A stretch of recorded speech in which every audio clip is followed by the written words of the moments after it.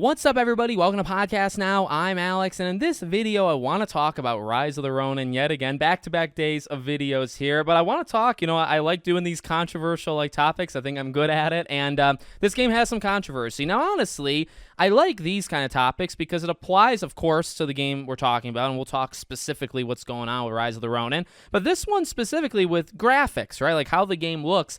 I think this is an interesting topic that we've kind of discussed here and there, but to make a full video out of it, basically, how much do graphics matter? Do you need the best looking game? What matters in the game? I think that's honestly a pretty good discussion, and I think it's honestly maybe changed over time. I feel as if people maybe look at graphics now more than they did in the past. I know that's I don't like making too many general statements. I understand that might not be true, but obviously, here's what I will say, right? Because of technology improving, because of these jumps in consoles and jumps in, PC and, all that kind of stuff, right? Visuals is the first and main thing, right? You can look at to say, okay, well, what defines a game of this generation versus a past generation? It's how it looks. You know what I mean? And I think that's fair because you look at the game, you say, yeah, that looks like a 2024 game. Or you look at a game and say, yeah, that looks like a, PS2 era. That looks like 2004, right? You know what I mean? And that's easy to just use your eye test for. But is that the be-all, end-all? So basically what kicked this off is Rise of the Ronin. And this is something we talked about actually in yesterday's video where we went over the, the previews for it, but there's been a lot of talk of, the main negative, I think, that came out of those previews, if there is one, were the visuals, right? The visuals looked, and it depends on the person that you're listening to or the article you're reading, but the graphics weren't up to snuff. Some called it, just flat out bad, right? And okay, it's subjective, number one. And number two, hard to measure. Can you define a game that looks something in 2024 versus something in 2023, right? Does it have to look 5% better to be acceptable this year versus, you know what I mean? If a game looked a certain way last year, how much better does it need to look to hold up to the standards of right now? It actually, a lot of it is subjective, okay? Now, here's what I'll say. Number one, visuals are not everything. Maybe let's just start there, right? What is the most important? I don't think it's visuals. Now, again, visuals is something that you see, and it's the first thing that you can kind of take away from a game. If a game is shown in a trailer, if you pop the disc in, and we could be talking about 20 years ago, we could be talking about right now, you download it from the store, right, the online store, you're going to see it. You're looking at it, right? So it's going to have some sort of visual flair, and yeah, you're going to have some sort of opinion, I think, on the kind of setting or the tone. Does it look like the 2006 to 2009, that dark and gritty? I saw those kind of tweets Resistance and Gears of War. A lot of games in that era kind of have the same kind of tones and shaders going on, right? They all kind of look dark and depressing. You can tell a pretty good amount of a game from the looks in terms of, again, mood and atmosphere and all that jazz.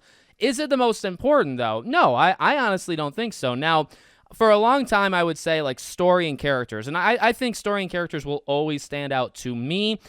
Games, video games, you are playing them, right? So that's a big one, and I think that is the number one thing to the majority of the population, right? How does the game play? And I have long said that if a game, the gameplay of a game, right, can carry it longer than the visuals or the story or really anything else, right? If a game's story sucks, but if the gameplay is incredible, you're probably going to stick with it more than vice versa. If the gameplay is terrible, absolutely awful, and the story is phenomenal, it's a piece of art, are you going to stick with it as long? I would actually say no, because it's different from movies or TV or anything, because you have to play it. You have to move around. You have to do something. And if it's so bad, you might actually drop it regardless of how good it looks, how bad it looks, the characters, the story, any of that. So I just said it, right? The visuals, right?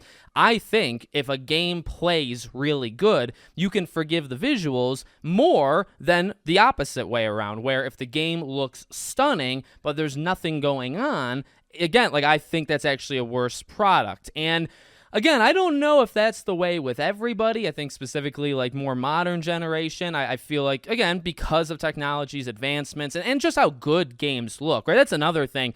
There's so much competition. There's so many other games that when you compare, I mean, yeah, you can compare gameplay and people do, but you also can compare like, oh, well, this game looks like it was made now. This game looks like it's 10 years old, right? So I do understand, like that comparison kind of culture doesn't necessarily, help the situation. I suppose for Rise of the Ronin, the thing is, I'm not that upset about it. I don't think, and here's one extra layer I want to throw in. I don't think it looks terrible. I do think it looks not from this generation. And then that's up to the person, the individual, to say, well, like, does that matter? And I would say no. Now, you have to hold that belief. You know what I mean? Like, if you say that, and I think I honestly, like, overwhelmingly do. Like, yeah, I talk about visuals of games, and I think to a game like Plague Tale Requiem, and here's the thing. Sometimes visuals can back up or enhance the other parts of the game. So, in fact, you think of Plague Tale. What is so good about Plague Tale is the characters. Amicia is one of the best characters ever created, I believe. The emotion in their face, like it looks really good. But the characters are extremely strong. The writing in Plague Tale is excellent, right? It's 10 out of 10.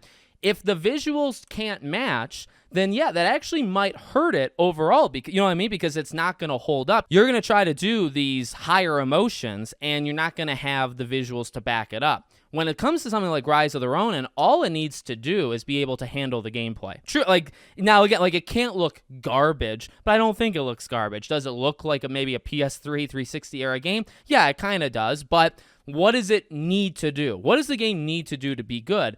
Again, this is actually what I said in yesterday's video. It's what I don't find shocking. You're not getting the Rise of the Ronin for any, like, the primary reason is for the gameplay. You raise your hand. You tell me right now in the comments if that is not the main reason. Now, it might not be the only reason you're getting it, but I think the main reason for getting Rise of the Ronin is the style, the gameplay style to it. It's unique. It's Team Ninja, right? Like, that's why you're getting it. You might be getting it for, like, the setting, but you know what? As said in those previews, the setting kind of stands out. The visuals don't help it, right? Like, it's trying to do its theme. It's trying to do its setting, and the visuals are kind of there, but they're not all the way, right? So, like, yeah, that might hurt that reason if you're, getting it for that reason. But I think the primary reason to get it is for the gameplay, right? That's why you're getting that game on that day. So, for me, again, it's not that big of a deal. I do believe you have to hold that, kind of viewpoint for everything, but it depends, I believe, on the game. I think I would double down on what I said about, like,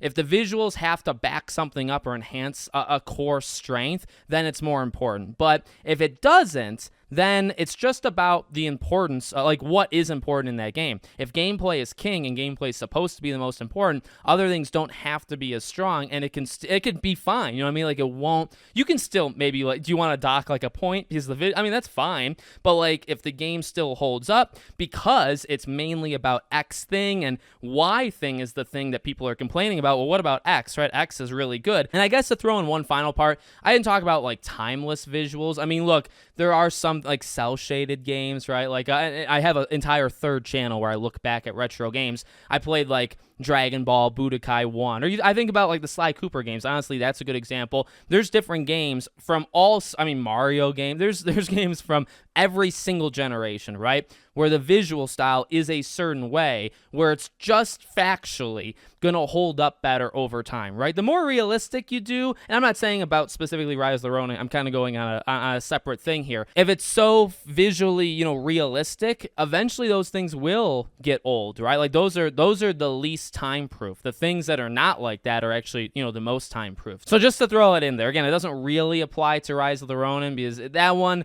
I guess it's trying to be, like, they're humans, it's trying to be a little bit realistic. So again, maybe it'll continue to look worse, like, as years go on, but that's the thing. Maybe it's just me because, okay, I'm not the only one who plays old games, right? But I have played more old games in the last year than I have in maybe the last, like, 10 years before it. And when you do it, honestly, I'll tell you, like, just from personal experience, like, if you like the game, if the game stands out, it's going to stand out for, like, its own specific reason, right? Like, of the 50, 60, 70 old games I've played in the last year, the visuals are not you know what I mean? You could say like, wow, the visuals aren't like that bad, or they hold up better than I thought they would. I mean, things like that. But you're not going to convince me that any game in the past 20 years wasn't made like around that. You know what I mean? They're always going to look like that. It's, okay, well, what makes Gears of War 2 good? Is it the visuals? Well, the visuals were fine and actually really good at the time. They're not so great now. They still look fine. You know, it's not like terrible, but what made it good? Well, it was the characters, it was the story, it was the game. The gameplay's so good in Gears 2. I mean, visuals you can spend 20 seconds on. It's about the rest of the stuff, right? And it's the same thing, I believe, here for Rise of the Ronin. When you talk about it now, when you talk about it 10 years from now,